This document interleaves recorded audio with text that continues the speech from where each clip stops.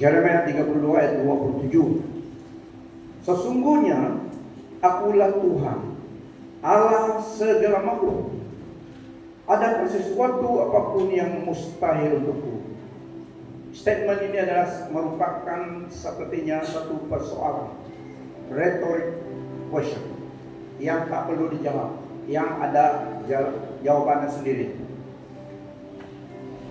Sesungguhnya akulah Tuhan, Allah semua manusia. Adakah sesuatu hal yang mustahil bagiku? Saya ulangi, everybody. Sesungguhnya akulah Tuhan, Allah semua manusia. Adakah sesuatu hal yang mustahil untukku? Behold, I am the Lord, the God of all flesh. Is there anything too hard for me? Ayat ini adalah daripada Tuhan Allah, pencipta alam semesta.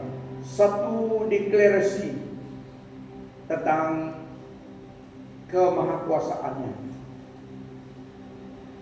Bukan sekadar soalan yang perlu diselidiki, tetapi satu statement declaration daripada Tuhan. I am the Lord, the God of all mankind. Is there anything too hard for me? Declaration, He's omnipotent, all powerful. Dia emphasize, bagi dia tiada yang mustahil. Ayat ini Allah menekankan, bagi dia tiada yang mustahil. All things is possible, and with God nothing is impossible. Sebab dia adalah pencipta alam semesta, the ruler of all things. Jadi dia memberi statement ini di dalam rhetoric question yang proklamasikan kemahakuasaannya, His omnipotent, sovereignty di dalam ciptaan. Nothing is too difficult or beyond God's power.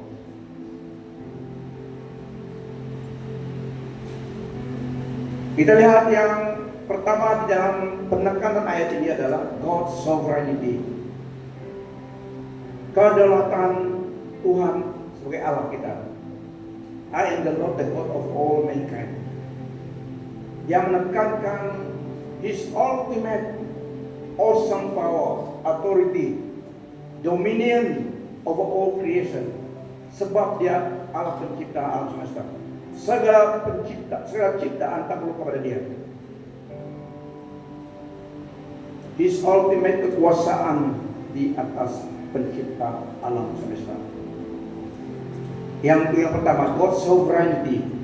Dia proklamasikan sovereignty-nya sebagai Tuhan, sebagai Allah. Yang kedua, kekuasaannya omnipotent. Maksudnya all powerful.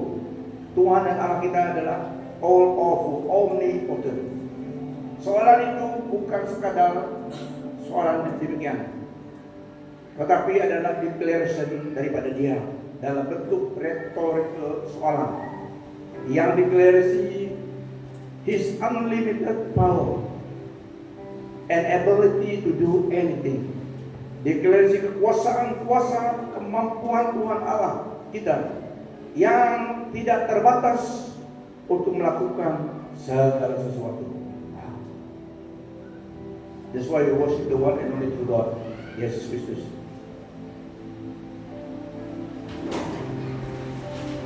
Ayat itu highlight kekuasaannya yang melebihi God's power that surpass human limitation and challenges in life. Ayat itu menekankan statement daripada dia sendiri, diajukan kepada manusia ciptaannya, tentang kemampuan Tuhan, tentang kemampuan dia. Dia menyatakan kuasanya, kuasa Tuhan menyatakan kepada manusia, kuasanya yang tidak terbatas dan mengatasi keterbatasan manusia.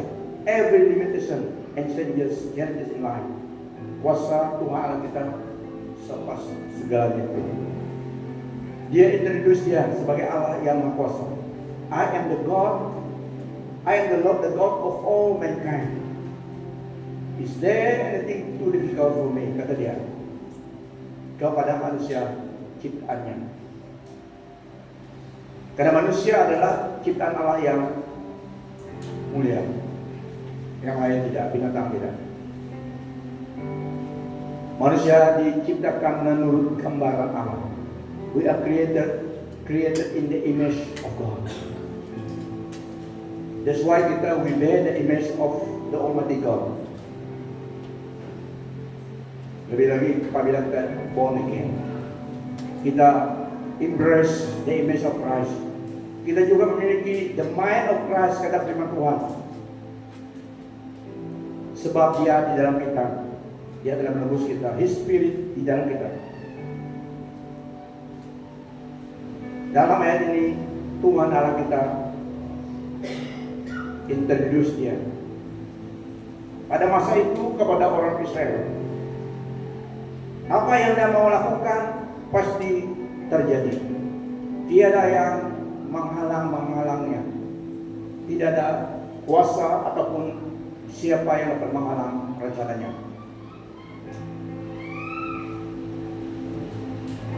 Dan dalam ayat ini kepada kita supaya kita apabila kita mengetahui siapa Tuhan, siapa Allah kita yang introduce Dia, siapa diri Dia. Dia mau kita memiliki faith and trust, iman dan kepercayaan kepada Dia. The verse encourages believers to trust in God's power and sovereignty, especially when faced with seemingly impossible situation. Dia introduce Dia sebagai Tuhan, sebagai Allah of all mankind. Bagi Dia segala mungkinkan. Tiada yang mustahil. Dan lebih lagi kepada kita waktu kita menghadapi keadaan dalam hidup dan dunia ini, dalam ciptaan ini, that is almost seemingly impossible for us, for human strength. Di dalam kemampuan manusia, keadaan yang dihadapi seakan di luar batas kemampuan manusia. So that's the right moment kita mengandalkan, look up to Him. So Dia mendorong manusia ciptaannya, orang percaya khasnya, supaya be encouraged. I am still the Lord, the God of all mankind. Memang terkadang beban dalam hidup ini seakan is almost out of control, seemingly impossible situation lain. Bagaimana mengendalikannya? Tapi puji syukur kita memiliki Tuhan Allah yang siap menolong kita. So that's why dia katakan kepada kita orang percaya, supaya kita memiliki faith and trust dalam Dia. Lebih lagi waktu keadaan yang sangat, situasinya sangat impossible. Look up to God. Let God be God. Dia mau kita percaya, faith and trust. Dan yang pertama dalam konteks Yeremia 32 ini, dalam the wider konteks adalah kepada orang Yuda dan orang Israel pada masa itu yang menghadapi exile to other nation. Dia juga yang God still has the upper hand in the exile of the Israelite, Judah and Israel. Jadi dia memberi harapan kepada mereka. Orang Israel dalam pergerakan mereka out of the berapa bangsa di dunia ini, Allah pilih mereka. Out of the many tribes di dunia ini, dia memiliki keturunan dan memilih Israel, umat pilihannya. Mereka adalah umat pilihan Allah, manusia di dunia ini, manusia biasa seperti kita, tetapi Allah yang memilih mereka to be His own present position. Dalam pergerakan mereka di dunia ini, tangan Tuhan menumpang dalam hidup mereka, bangsa Israel. Mereka hanya kalah kalau mereka memberontak kepada Tuhan. Firman Tuhan katakan bangsa ini juga bangsa yang sangat degil, stiff neck people. Allah menunjukkan kuasanya, kedaulatannya, kasihnya. Tidak lama mundur lagi. Itu juga reflection kepada manusia sekali juga. Itulah sometimes Tuhan izinkan masa sukar supaya kita pay attention, supaya kita dapat caught his attention. Dan karena oleh dia, orang Israel adalah sampai Maranatha, sampai Tuhan Yesus datang, mereka tetap terpadu ini. Dan Allah yang punya mereka. Jadi pada masa ini mereka akan dieksil karena mereka memberontak terhadap dia. Jangan menyembah patung berhala, menyembah yang ilah-ilah lain. Tapi mereka dipengaruhi oleh lingkungan, mereka menyembah ilah-ilah lain. Lupakan Tuhan. Dan mereka juga menerima akibatnya. Tapi Tuhan adalah setia. Kalau bukan Tuhan tidak setia, kita pun tidak ada harapan. Anugerah Tuhan, kesetiaan Tuhan yang membawa kita sehingga kita menerima keselamatan dalam Yesus. So itu masa ini kepada mereka.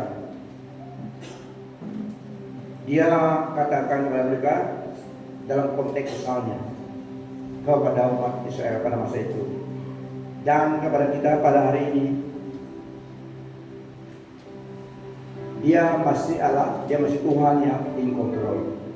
Ya, memang ada keadaan dalam kita yang seakan beyond our comprehension, beyond our kemampuan sebagai manusia. Tetapi ingat firman Tuhan ini, dia katakan kepada kita yang percaya pada dia, I am still the God El Shaddai. I am still the omnipotent God, the sovereign God. Amen. So inilah Tuhan Allah kita. God's declaration emphasizes that even in seemingly hopeless circumstances, He is still in control and capable of fulfilling His promises. Janji-janjinya tetap digenapi. Nah, ini Tuhan Allah di dalam Old Testament. Di dalam perjanjian baru kita kenal nama dia, yang satu-satu namanya yang dipakai sampai Maranatha, Yesus Kristus. Kalau dalam Alkitab Old Testament, manifestation Allah Tuhan, di situ banyak namanya. El Shaddai, Allah yang provide. Jehovah Rapha, Allah yang menyembuh. Yahweh Nisi dalam Al-Bena. Di dalam perjanjian baru, Yesus Kristus, the fullness of God. Dia adalah juru selamat, penebus, Allah yang menyembuh, Allah yang melepaskan, Allah yang menyelamatkan, Allah yang melindungi, Allah yang provide, memberi keperluan. Yesus Kristus, satu namanya. Amen. Dia adalah the great I am. Bagaimanapun apapun yang orang percaya perlukan dalam hidup ini, Jesus made it all. Senang ingat nama dia, Yesus Kristus. Dia segala-galanya. Waktu sakit, dia adalah Yesus Kristus, Allah yang menyembuh. Waktu dalam kesepian, dia adalah Yesus Kristus yang memberi damai dan comfort melalui Roh Kudus-Nya. Ya. Yohanes 1 ayat 1, firman Tuhan deklarasikan lagi. Pada mulanya adalah firman.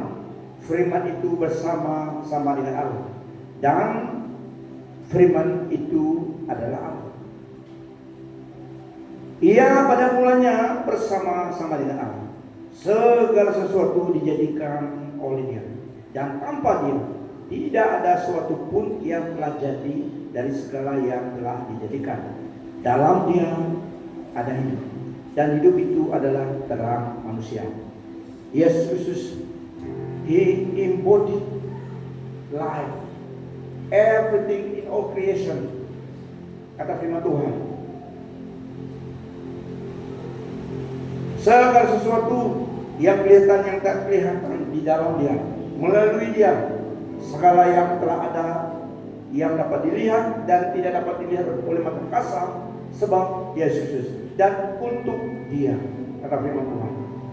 Karena Dia yang menciptakan semuanya, Ia wujud karena Dia dan diwujud dalam rencananya untuk Dia. Begitu juga hidup kita. Hidup kita bukan untuk diri kita sendiri, tetapi kita hidup accountable for God yang mempunyai hidup kita. Yesus Kristus, Yohanes 10:30 berkata, Aku dan Bapa adalah satu. Yohanes 18 ayat 6-7, kata Yesus kepadanya, kepada disciples-nya, Akulah jalan dan kebenaran dan hidup. Tidak ada seorang pun yang datang kepada Bapa kalau tidak melalui aku. Filipus tanya, Tuhan, show us the Father, and it will be enough for us. Tunjukkanlah kepada kami Bapa itu supaya lebih cukup bagi kami. Tuhan Yesus katakan, sekiranya kamu mengenal aku, pasti kamu juga mengenal Bapakku. Sekarang ini kamu mengenal Dia dan kamu telah melihat Dia. Filipus lihat Yesus. If you have seen me, you have seen the Father. The Father is in me and I in the Father, kata Tuhan. Memang pikiran manusia cannot contain the fullness of who God is, the revelation of the fullness of who God is. Cukup yang diberitakan dalam Alkitab, yang diberitakan oleh Roh Kudus di dalam Alkitab untuk kita. Kita percaya dan diselamatkan. We cannot mengerti sepenuhnya bagaimana Tuhan, bagaimana Allah, siapa yang menciptakan Dia. Dia menciptakan sesuatu. Cukup kebenaran firman Tuhan untuk kita. One day in heaven, it will solve every soal dalam hidup kita yang belum kita ada jawaban kepada Tuhan. That's why Roh Kudus diberikan kepada kita, meteraikan dalam hidup kita, memampukan kita mengerti siapa Allah, menyembah Tuhan Yesus, kita dimampukan oleh Roh Kudus. Dan Roh Kudus bersaksi dalam diri dan dalam roh kita, kita tahu kita selamat. Karena the Spirit bear witness with our spirit. We know beyond a shadow of a doubt we are saved. Karena Roh Kudus bear witness with our spirit. Bersaksi dengan roh kita. Dan juga bersaksi tentang kebenaran. Roh Kudus diberikan kepada orang percaya.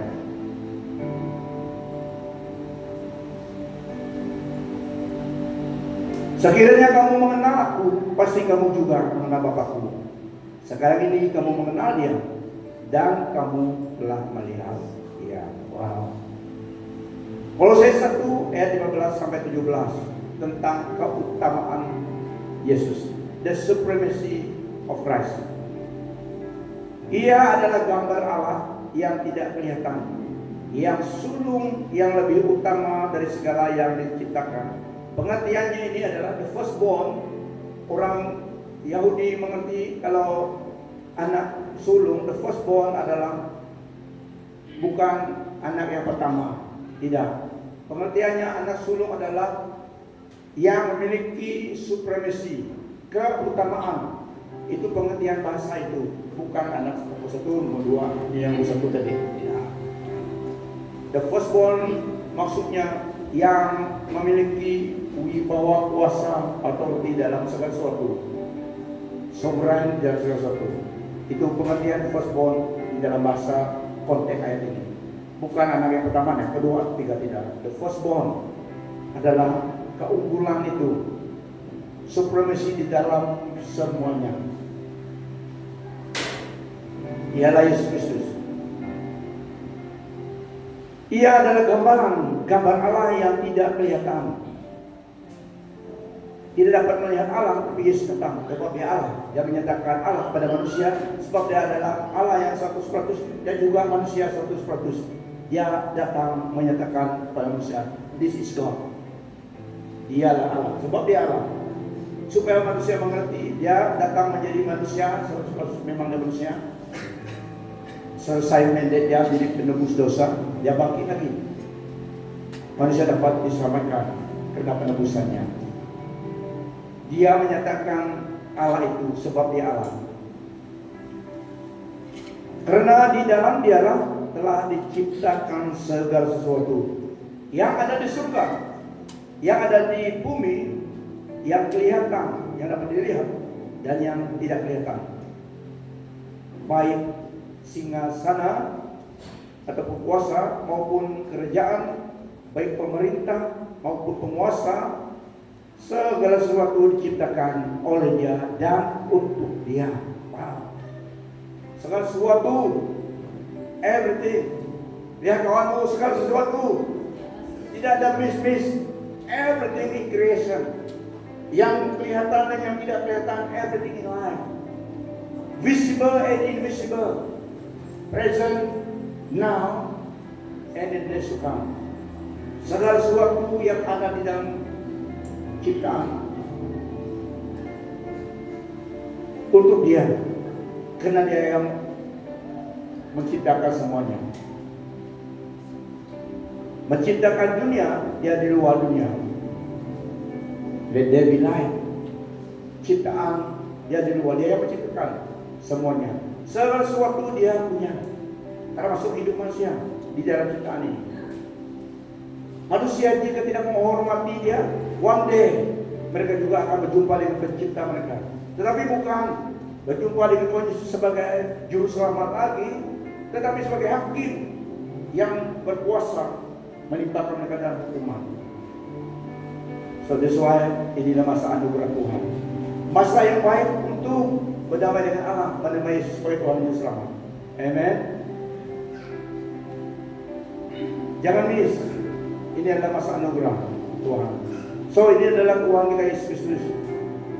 Kolose 1 ayat 19. Karena Allah berkenan bahwa seluruh dirinya berada dalam Yesus Kristus.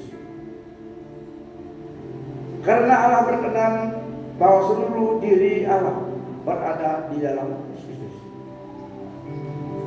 Kita memang ketahui satu Allah dalam 3 pribadi, Allah Bapa, Allah dan Roh Kudus. Tapi Yesus yang menyatakan siapa Allah itu, kepenuhan Allah itu dalam dirinya.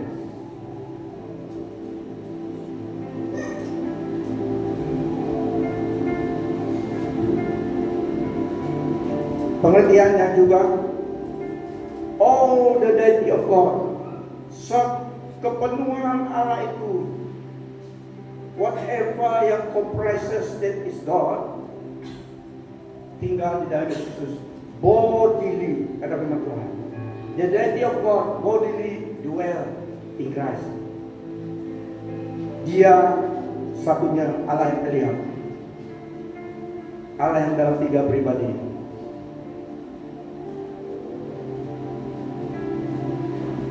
Juga melalui Dia Allah mendamaikan segalanya dengan dirinya, baik yang di bumi maupun yang di surga, dengan mengadakan pendamaian melalui pencurahan darahnya di atas salib.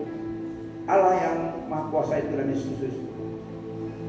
Manusia telah terpisah karena dosa, tapi Dia mengasihi kita. Dia datang memberikan hidupnya. Itulah Dia jadi manusia 100%, 33 tahun di dunia ini. Selesai mandat itu, Dia balik lagi ke surga dan Dia hadir di mana-mana melalui Roh Kudusnya.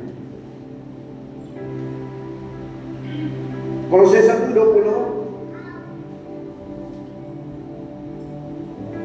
Saya ulangi, juga melalui Dia Allah mendamaikan segalanya dengan dirinya, baik yang di bumi maupun yang di surga, dengan mengadakan pendamaian melalui pencurahan darahnya di atas salib.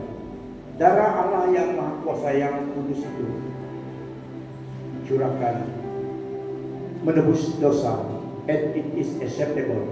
Kita diterima di hadapan Tuhan karena telah dibayar. Pemberontakan kita telah dibayar oleh Yesus. Kita dapat diterima melalui Dia karena Allah sendiri telah mencurahkan darahnya di atas kayu salib melalui Yesus Kristus.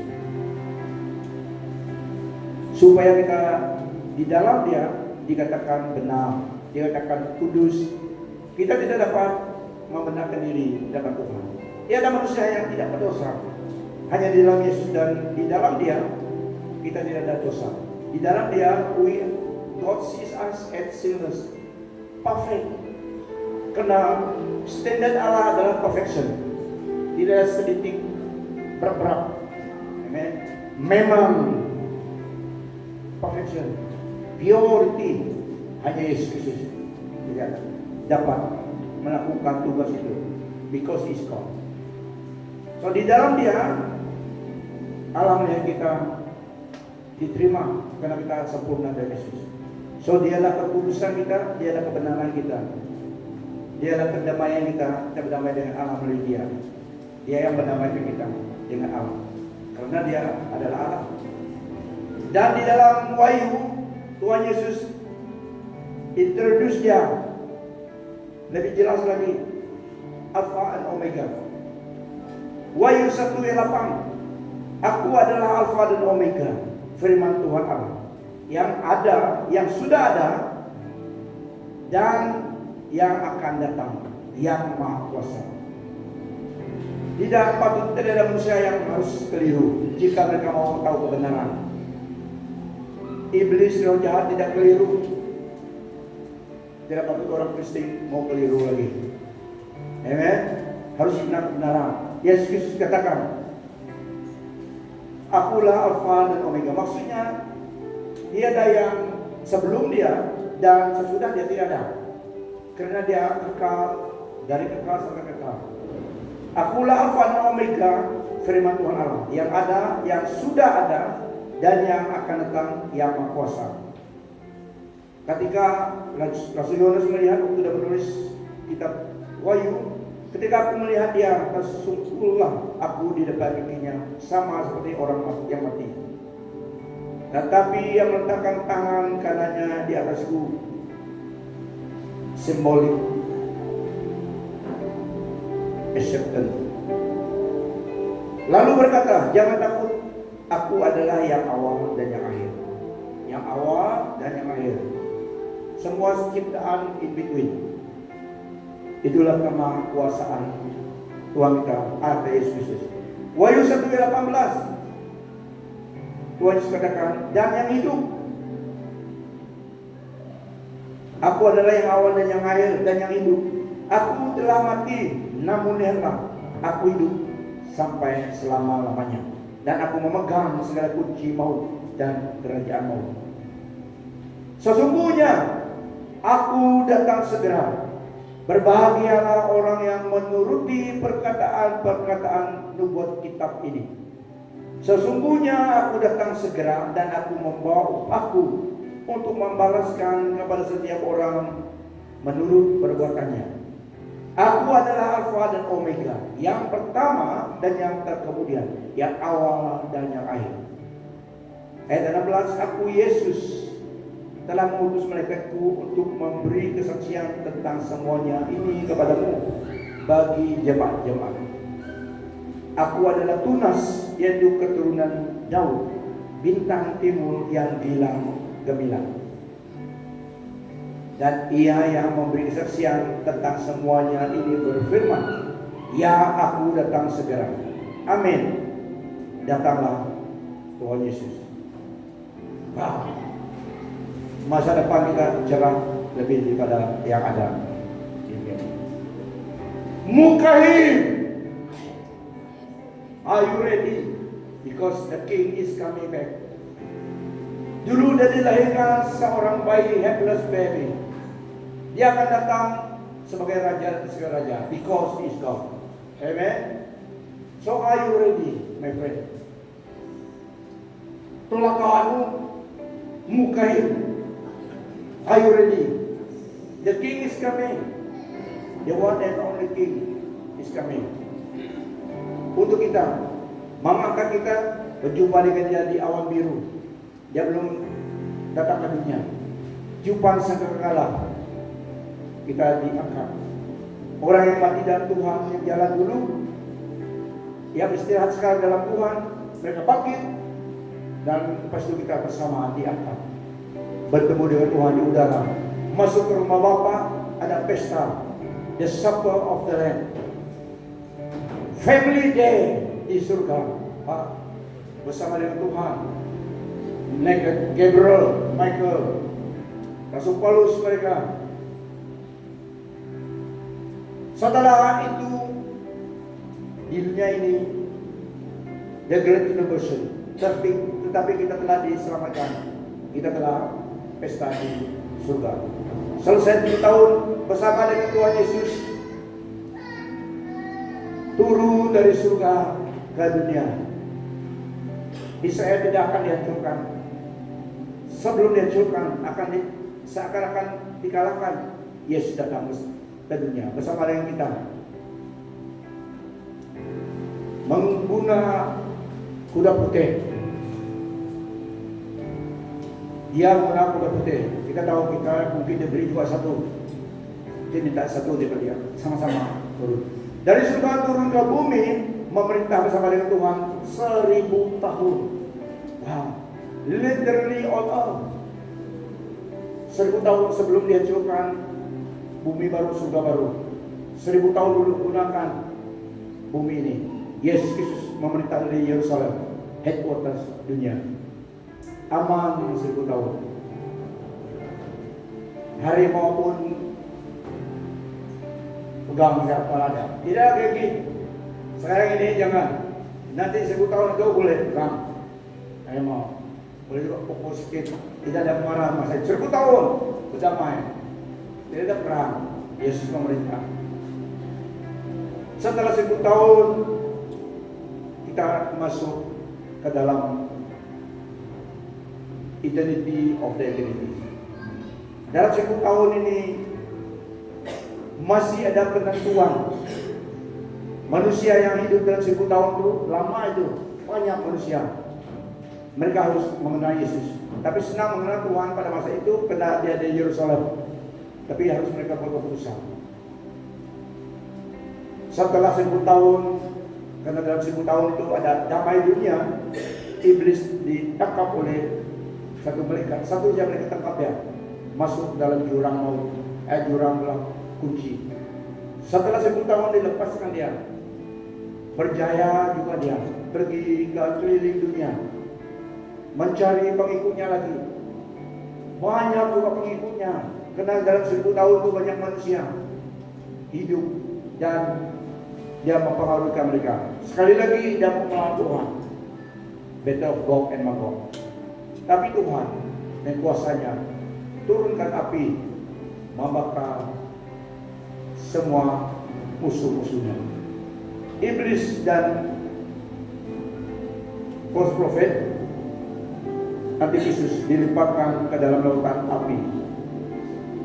Kematian juga dilemparkan dalam situ. Dan manusia yang memberontak tadi dilemparkan di situ. Sebelum itu terjadi, kita telah tahu informationnya in advance. Itulah kita bersyukur kita memiliki Tuhan Allah yang memberi kita bukunya. Segala sesuatu mengikut apa yang telah dicatat di sini. So kita tahu sebelumnya berlaku selesai, conclusionnya, consummation of the age. Kita telah tahu Yesus Kristus tetap pemerintah, umatnya tetap diselamatkan. At the end of the day, bukan saja good overcome evil, kebenaran mengatasi kejahatan. Karena Yesus adalah kebenaran, Allah yang benar dan juga kekal. Amen. So bagi kita yang sekarang ini yang percaya Tuhan, menghadapi cabaran hidup ini memang ada, tapi biarlah pandang kepada Tuhan. Segala sesuatu di dalam dunia ini, kegembiraan, kesusahan, joy, happiness akan juga berlalu. Akan juga berlalu, tidak kekal. Yang kekal adalah Tuhan dan firman-Nya, dan hidup yang kekal dan firman-Nya. Amen. So apapun yang kita hadapi cobaan hidup ini memang ada. Pegang iman kita. Dorong satu sama yang lain dalam iman mengikut Tuhan. Sesuai kita ada ibadah setiap minggu. Sebelum Tuhan datang, panggil kita pulang, kita terus ada ibadah. Bawa orang yang belum kenal Tuhan, mendorong, ada yang lemah diangkat, dikuatkan, dihiburkan. Waktu menghadapi cabaran, kita beri pertolongan. Semua yang di dunia ini akan berlalu juga. One of these days, everything selesai, kita bersama dengan Tuhan. Tidak bekerja lagi, tidak memberitakan Injil lagi, sudah dalam surga. Tidak berkebun lagi di dunia ini. Ya, sana makan buah yang telah sedia. Pasti ada buah, pasti damai, lebih baik daripada sini. Heaven is real. So biarlah teguhkan iman kita, secara pribadi pegangkan iman kita, dorong satu sama yang lain. Guna peluang kesempatan melayani Tuhan, mencari jiwa, mendorong keluarga kita. Lakukan peranan kita. Dan ingat 1 Korintus 15 ayat 58, firman Tuhan katakan, segala sesuatu yang kita lakukan dalam hidup ini, dalam kesempatan peluang dalam hidup ini, kita juga akan menerima upahnya. Bukan di sini semuanya, di sini juga, tetapi di akhirat semuanya. Kita masuk surga, tapi kita juga landing up. Tunggu nama kita disebut, menerima upah daripada Raja di atas segala raja, Yesus Kristus. Wow, what a glorious day it will be, my friend. Beri kemuliaan bagi Dia. Kami dah musician, please.